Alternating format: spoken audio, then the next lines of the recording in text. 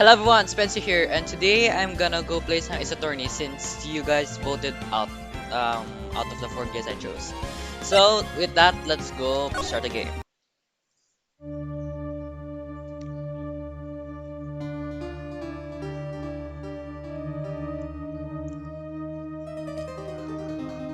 Okay, gasp.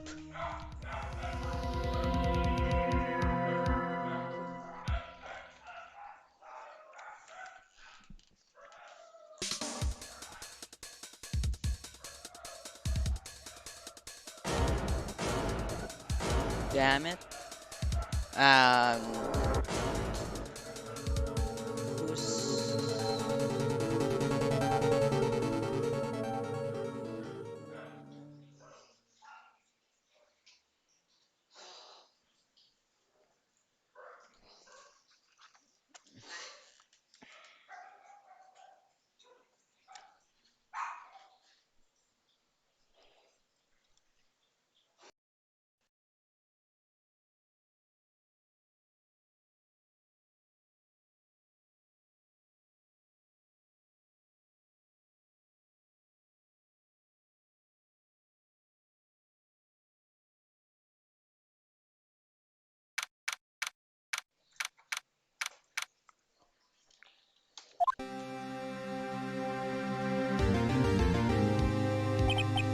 Oh boy, am I nervous. Right. Oh, hey Archie. Phew.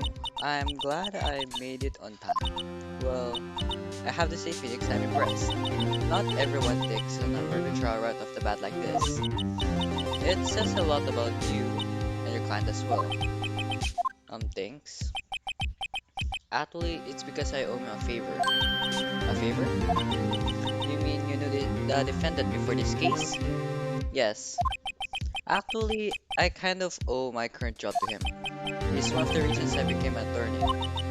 Well, that's news to me. I want to help him out in any way I can. I just really want to help him. I owe him that much. It's over. My life, everything's all over. Is that your client screaming over there? Yeah, it's him. That despair. Oh, gonna do it. I'm. It sounds like he wants to die. Yeah. Nick? Hey there, Larry. Dude, I'm so guilty. Tell them I'm guilty. Give me the death sentence. I'm afraid to die. Okay. What? What's wrong, Larry? Oh, it's all over. I am finished. Finished. I can't live in a world without her. I can't. Who took her away from me, Nick? Who did this? Oh, Nick, you gotta tell me. Who took my baby away? The person responsible for your girlfriend's death. The newspapers say it was you.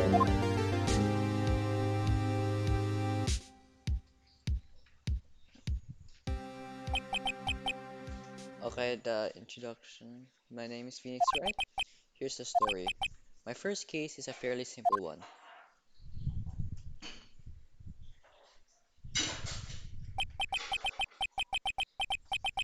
A young woman was killed in her apartment. The guy they arrested was the unlucky sap dating her. Larry Butts, my best friend since grade school. Our school had a saying, when something smells, it's usually the butts. In the 23 years I've known him, and it's usually been true. He has a knack for getting himself in trouble. One thing I can say though, it's usually not his fault, he just has terrible luck. But I know better than anyone that he is a good guy at heart. That and I owe him, which is why I took the case to clear his name. And that's just what I'm going to do.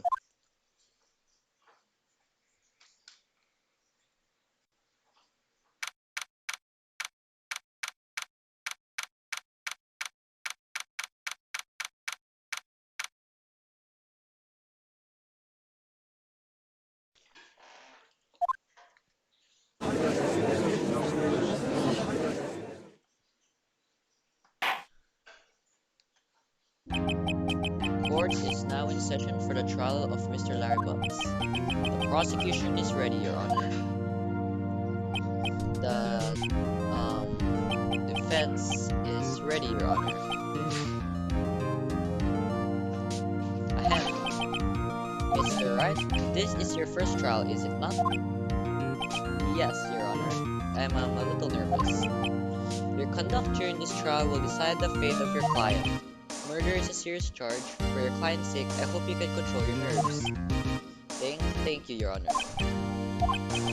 Mr. Wright, given the circumstances, I think we should have a test to ascertain your readiness. Yes, Your Honor. No, hands shaking, eyesight fading. The test will consist of a few simple questions. Answer them clearly and concisely. Please state the name of the defendant in this case, which is Larry Butts. The defendant? Well, that's Larry Butts, Your Honor. Correct. Just keep your wits about you and you'll do fine. Next question. This is a murder trial. Tell me, what's the victim's name? I know this one. Glad I've read the case report cover so many times. It's with...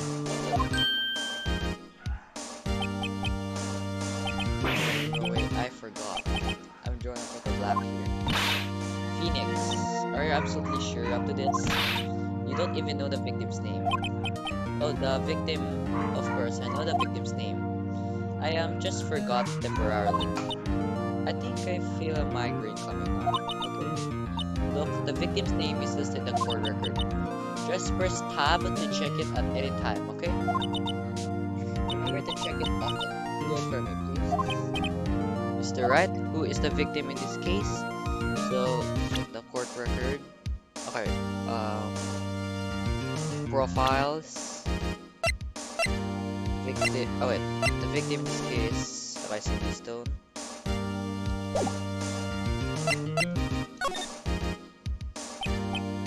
The victim's name is Cindy Stone.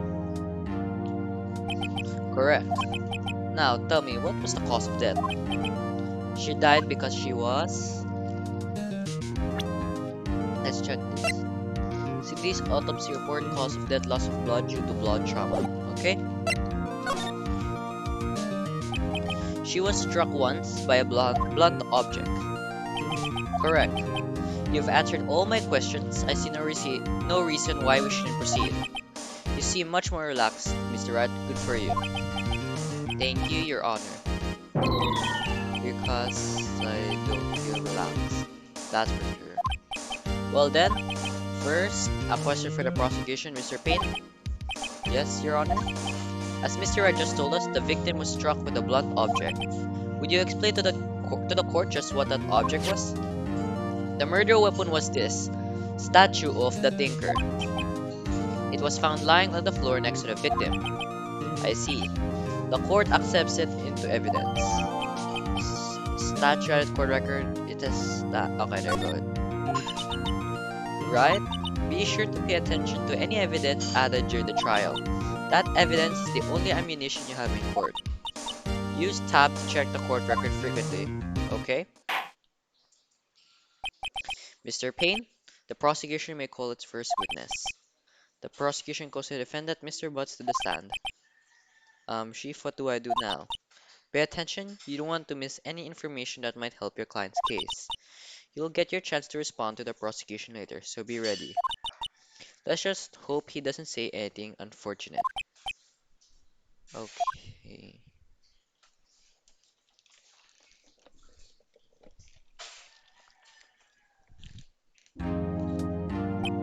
Ahem. Mr. Butts, is it not true that the victim had recently dumped you? Hey, what's your buddy? We were great together. We were Romeo and Juliet couple. Oh.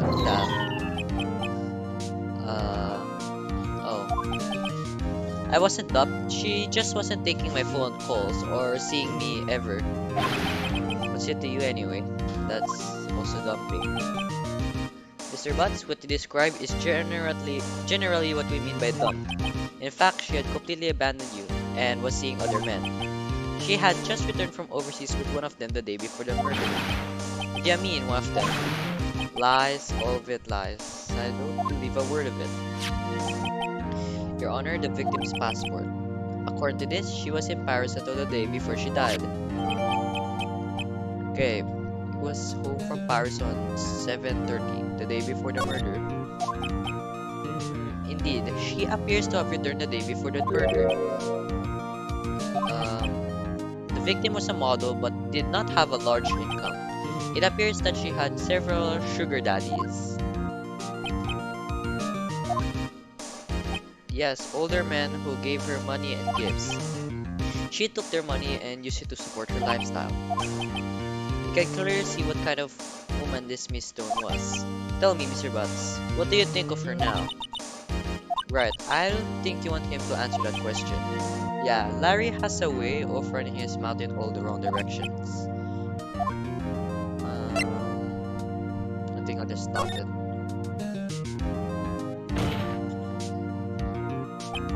My client had no idea the victim was seeing other men. That question is irrelevant to this case. Oof, wins. Dude, Nick, what do you mean relevant? That she didn't, she I'm gonna die. I'm just gonna drop dead. Yeah, and when I meet her in the afterlife, I'm going to get to the bottom of this.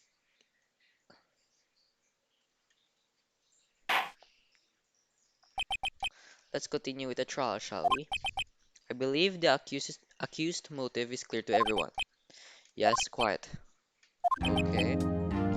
Next question. You went to the victim's apartment on the day of the murder, did you not? Well, did you or did you not? Well, maybe I did and maybe I didn't. Okay. I think it's best to answer honestly because you know I'll send him a signal. Tell the truth. Yeah, I was there when.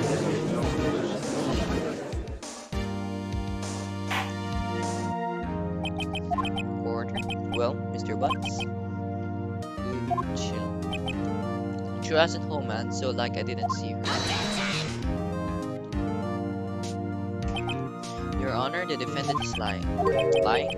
The prosecution would like to call a witness who can prove Mr. Butts is lying. Well, that simplifies matters. Who is your witness? The man who found the victim's body, just before making the gruesome discovery. He saw the defendant fleeing the scene of the crime.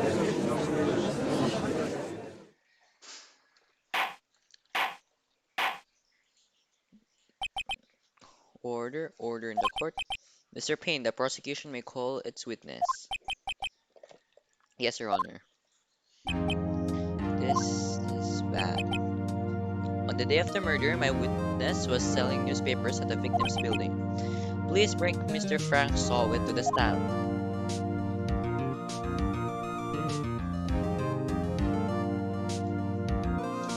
Okay, I think it's a cutscene that kinda killed it.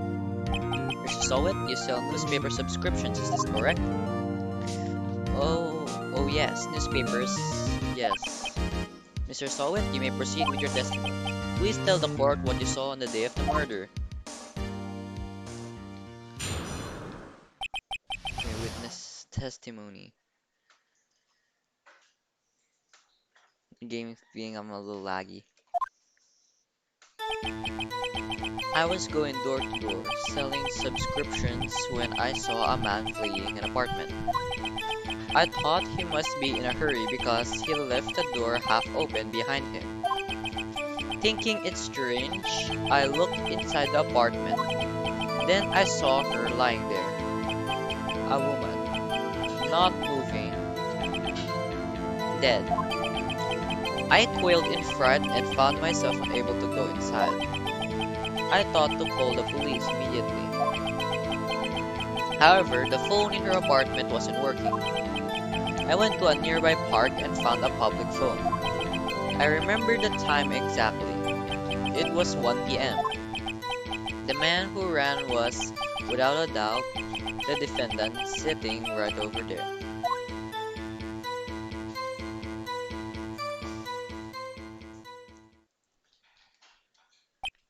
Hmm. Larry, why didn't you tell the truth?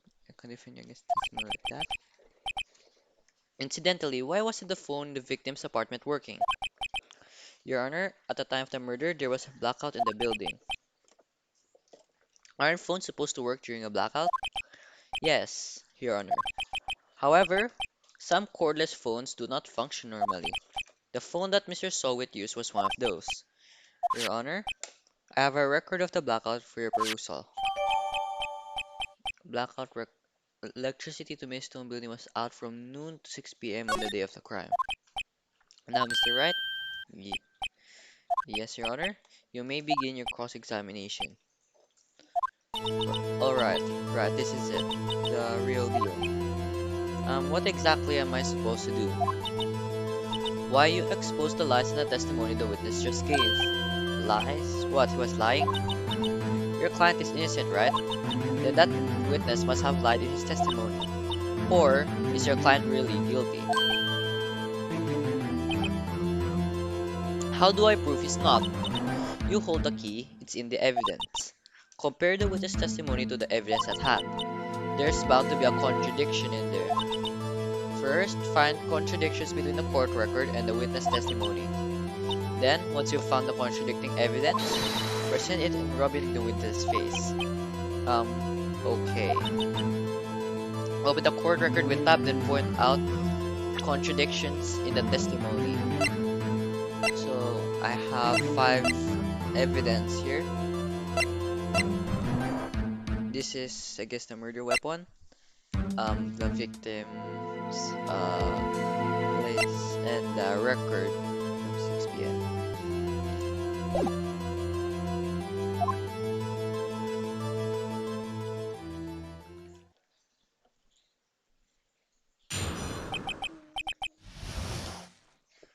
This account. I mean, my game's kind of lagging.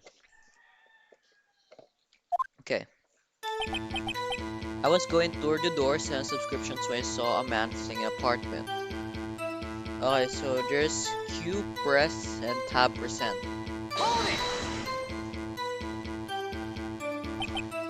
Isn't a man living in an apartment a common sight? I find it odd you would take notice of him. I don't know, he just seems strange to me at all. Like he was mad and yet frightened at the same time. Just like a criminal fleeing the scene of a crime. The defense requests that the witness refrain from conjecture. Of course, what the witness means is that the man he saw looked suspicious. So, what happened next?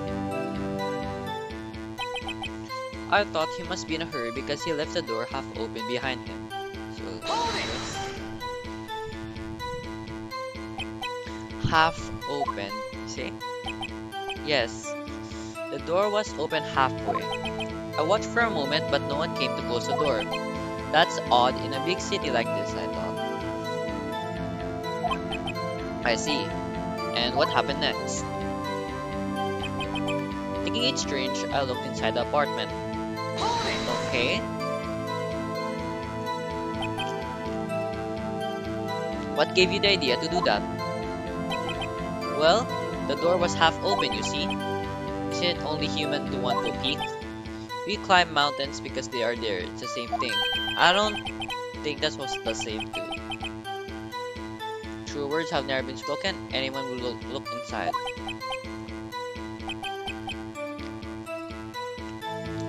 So based on a cutscene, Frank Sowit is like the killer, so we're gonna have to find him there. Then I saw her lying there, a woman not moving, dead. Correct.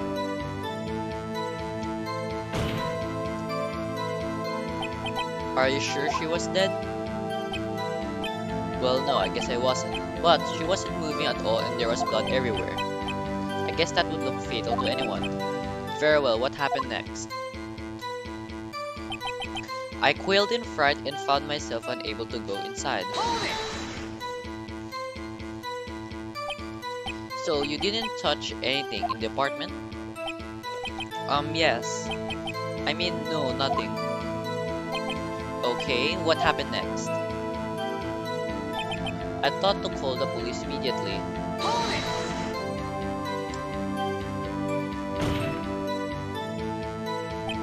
You thought to call the police? Does that mean you didn't actually call them? Please, please listen to the rest of the testimony. You thought to call the police? What happened next? However, the phone in her apartment wasn't working.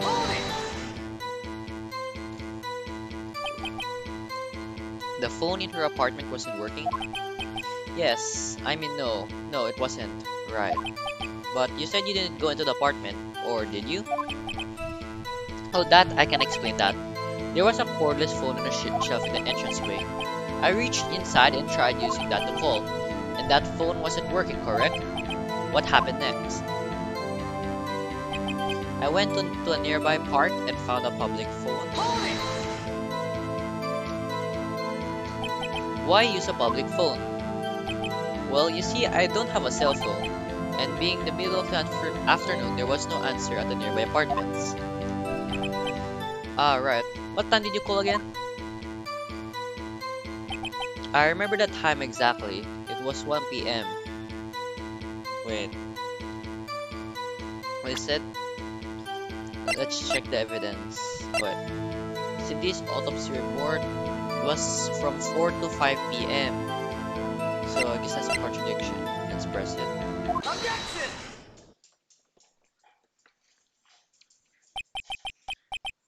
You found the body at 1 p.m. You're sure? Yes, it was 1 p.m. for certain. Frankly, I find that hard to believe. Your statement directly contradicts the autopsy report. The autopsy notes the time of death at some time after 4 p.m. There was nobody to find at 1 p.m. How do you explain this 3-hour gap?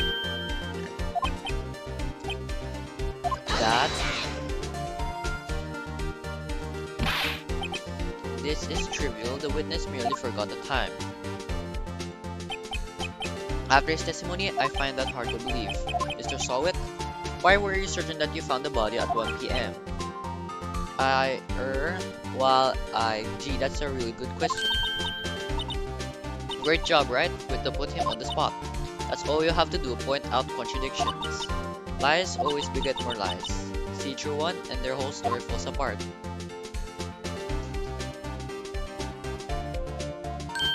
Wait, I remember now. Would you care to give your testimony again? This is the whole point of the game now. The time of discovery.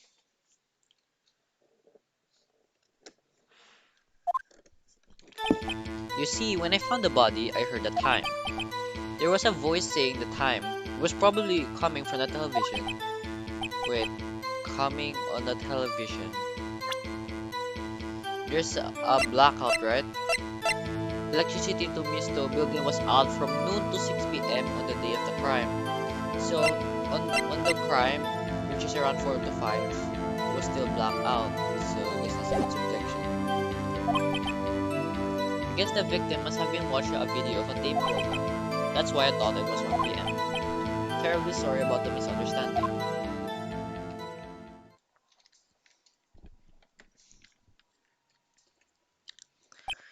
I see. You heard a voice saying the time on a tape program. Mr. Wright, you may cross-examine the witness. Right. You know what to do. I've got this one. Okay. I guess I'm gonna have to present the contradiction there.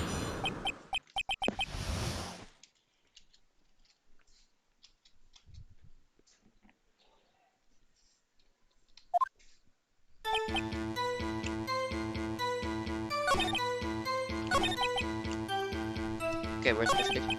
There was a voice saying the time was probably coming from television. Okay, what? I guess the victim was me. Okay, where should I...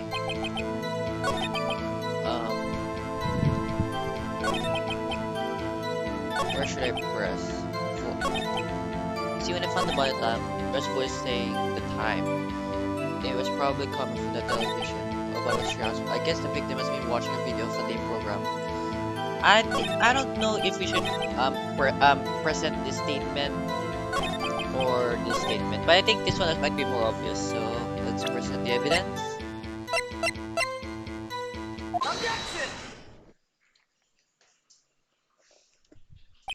Hold it right there. The prosecution had said there was a blackout at the time of the discovery, and this record proves it. Okay. I so you couldn't have heard a television or a video. I will irk. The defense has a point. Do you have an explanation for this, Mr. Sawit? No, I find it quite puzzling myself. Quite. Ah, wait. I remember now. Mr. Sawit, the court would prefer to hear an accurate testimony from the very beginning.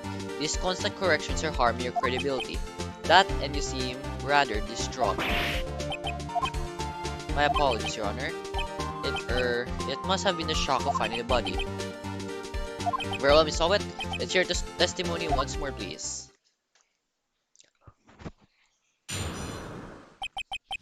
Hearing the time.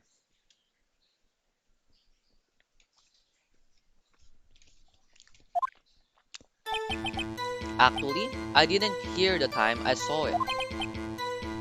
There was a table clock in the apartment, wasn't there? Yeah, the murder weapon, the killer used it to hit the victim. Wait, so the murder weapon is a clock too. Okay? I think that's a contradiction too, because I don't think it's a clock. You saw a clock. I guess I would explain it. The defense may cross-examine the witness. Gladly. Okay, so we're gonna present that contradiction there.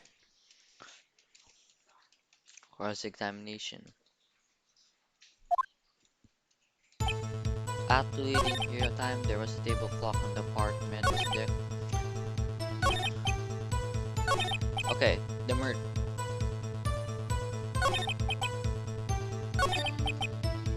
Okay, I think um we should present here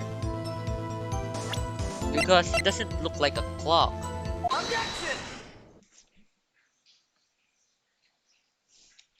Wait just a moment.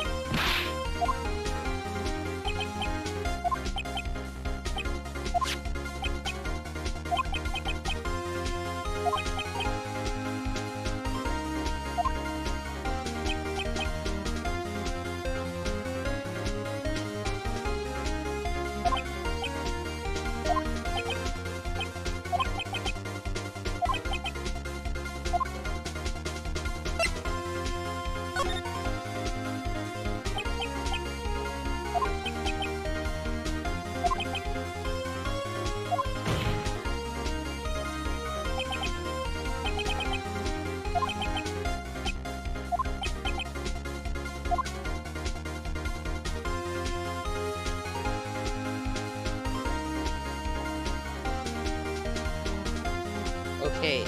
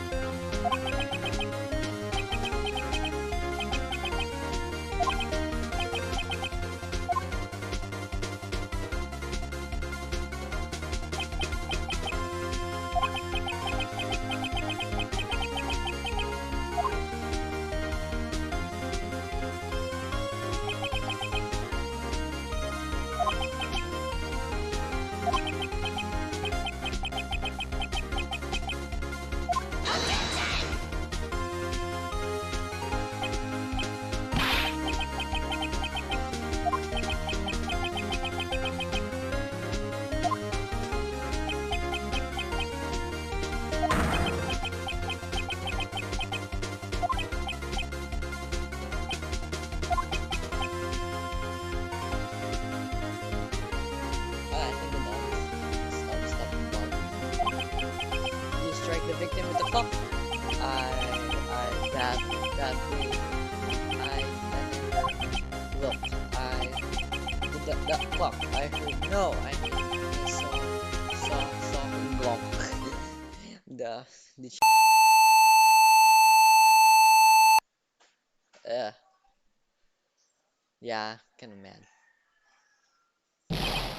Shut up, there's no space. I hate you. It was him, I tell you, I saw him. He killed her and he should burn. Give him that.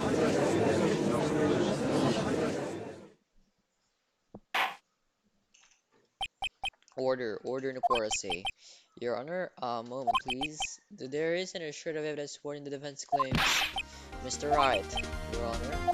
You claim the sound the witness heard came from the clock. Do you have any evidence? The whole case is right on this. I better think it through carefully.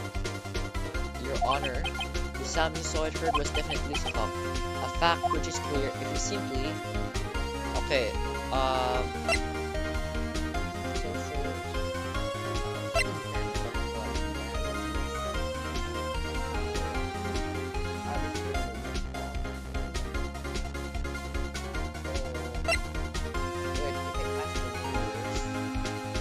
but if they ask the neighbors, then that means the neighbors should also witness it. Then they should also be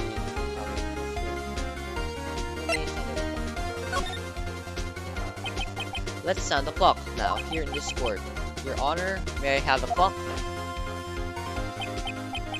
I ask the court to listen very carefully.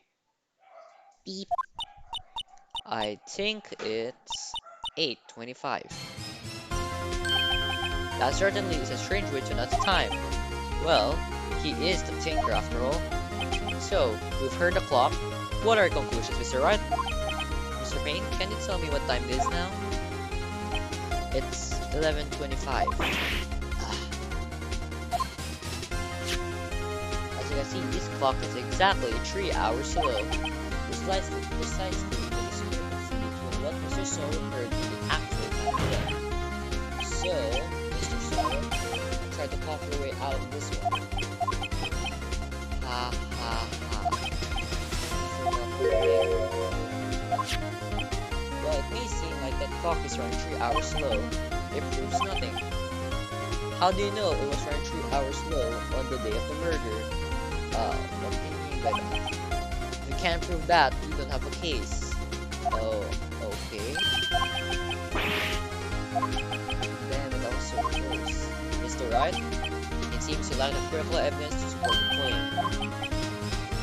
Yes, Your Honor. This means I cannot let you indict the witness. Unfortunately,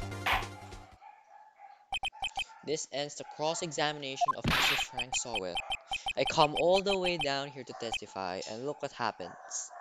That's your problem, not ours. You treat me like a criminal because you are a criminal. You liars are all slime. Okay?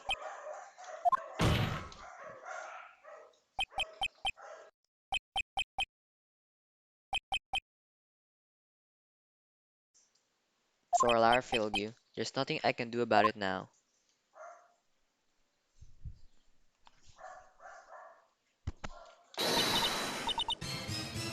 Not so fast, Mr. Sowett. Oh, it's a chief. Yeah, I mean, chief. Listen up, right?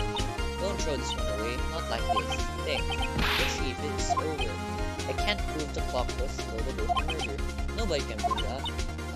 Well, yes. But that doesn't mean you can't still win. Try thinking out the box. Don't waste time doubting the facts. Assume the clock was 3 hours slow. Think through it. Ask yourself, why was the clock 3 hours slow? So the only thing I could prove, is 3 hours slow.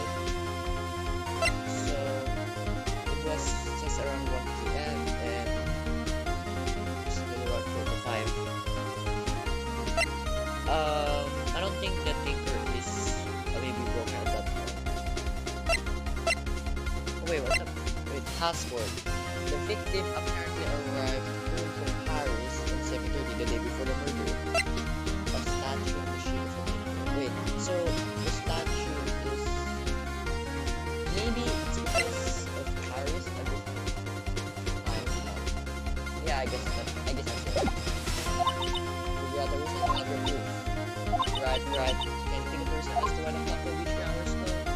think yeah, because the times of the fires is different. So maybe I can do it. That's why I would just feel like a why did you do it? Well, Mr. Ryan, you see this office already when we show the definition. Have you found evidence to support this claim? Of course. There is a piece of evidence in the program that can prove my claim beyond the doubt. Ah, the tough words. Let's keep moving somewhere. Let's see this evidence that proves what I'm not saying. This one. Take that! Oh, am I right? The victim had just returned home from abroad the day before the murder. As we all know, the time difference between here and Paris is 9 hours. Oh, I guess I was right now. It's 4 p.m. here. It's 1 a.m. the next day there. The clock wasn't 3 hours ago. It was 9 hours past. The victim hadn't returned the clock since returning home. That's why the time you heard when you struck her dead in her apartment was wrong. Proof enough for you, Mr. Saw It? Or should I say, Mr. Did It? Okay.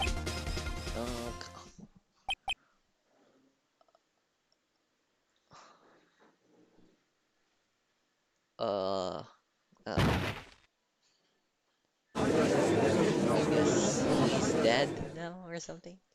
Probably fainted. Order, order, I say.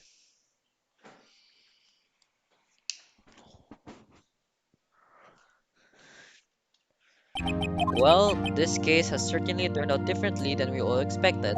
So, I guess everyone now. He was arrested and has been taken away, Your Honor. Farewell, Mr. Wright.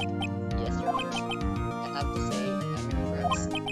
I don't think I've ever seen someone complete the defense so quickly and find the true culprit at the same time. Oh yeah, I guess you're right. Thank you, Your Honor. At this point, this is only a formality, but this court finds defendant Mr. Larry Butts guilty.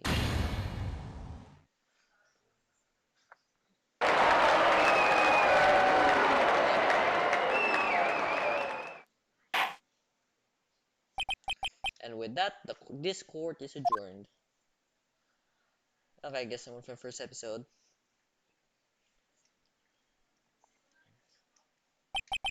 It turns out that Frank Sowett was a common burglar. He posed as a newspaper salesman to check and see when people were out of the house. That day, when Larry went to her apartment, the victim wasn't home. After he left, Mr. Sowett let himself in to do his dirty work. While he was searching her plane, the victim returned, a place. Flustered, Mr. Sowett grabbed the nearest blunt object he could find.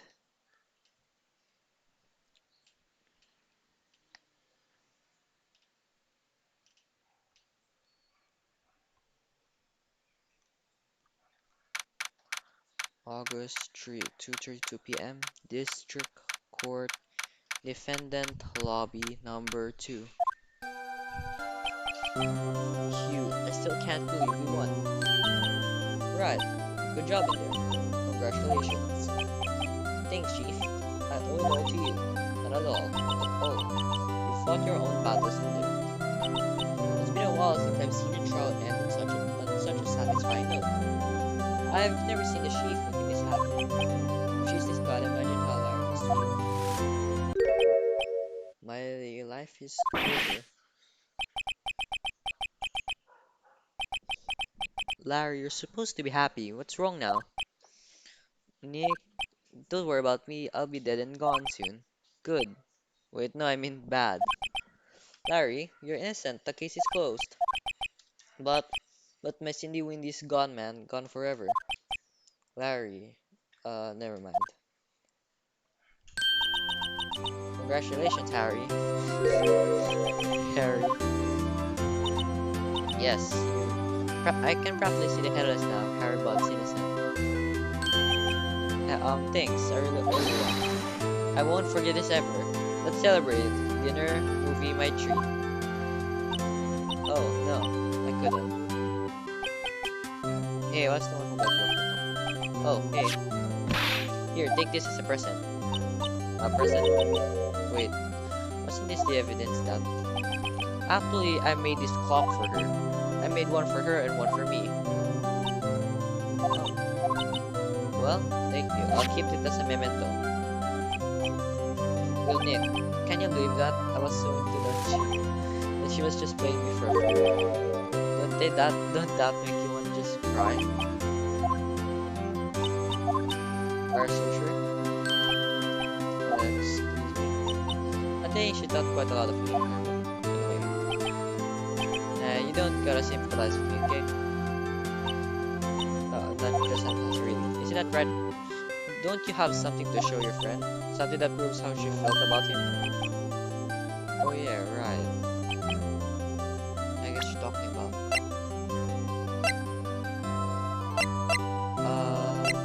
Maybe this? Check this out, Larry. Proof positive you weren't just some chump to her. Run that clock. This is the clock you made for her, Larry. And she took it with her when she traveled. Whatever, she probably just needed a clock, that's all. Think so? It's a pretty heavy clock when they travel. Well, make of it what you will. Hey, Nick. I'm glad I asked to be a lawyer. Really, I am, thanks. Hope that made me feel a little better.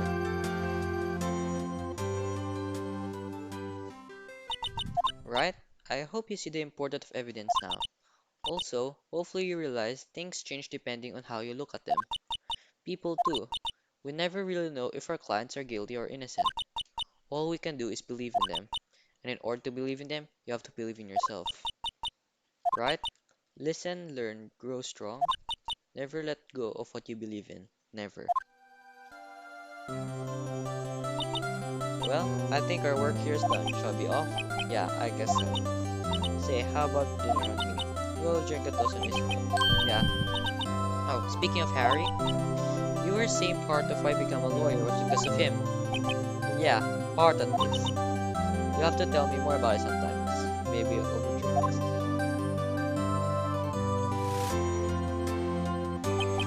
And so my first trial came to a close. Larry slapped me on the back and said, Gene, it's good to have friends. But I'm pretty sure he's not going to pay us unless you count the clock you gave me. Yeah. I didn't know it then, but the clock was soon going to be at the center of another incident. And my promise to tell the chief about me and Larry would be one promise that I wouldn't be able to keep.